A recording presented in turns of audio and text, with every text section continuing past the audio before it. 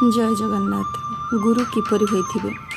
प्रथमरे होछि जी आम दृष्टि प्रकृत बोधवान और तत्वज्ञ होइथिबे एवं जहाँक व्यतीत अन्य काहाठारे सेपरि अलौकिकता विलक्षणता देखा जाऊ नथिबो। द्वितीय होछि जी कर्मयोग ज्ञानयोग भक्तियोग प्रभृति साधनार तत्व को ठीक भाव जानिथिबे। तृतीय होछि जहाँक संग वचन द्वारा आम हृदयस्थ सन्देह न पचारि मध्य आपे आपे दूर हो जाउथिबो। चतुर्थ होछि जहाँक सानिध्य रहिले प्रसन्नता शांति अनुभव हेउथिबो। पंचम होछि जी आम सहित केवल आमर हित पाई ही संबंध रखुथिबे। षष्ठ होछि जी आमठार कौनसी जिनिसर किंचित मात्र आशा रखुनथिबे। सप्तम होछि जहाँक समस्त चेष्टा केवल साधक मानक हित निमंत अभिप्रेत हेउथिबो।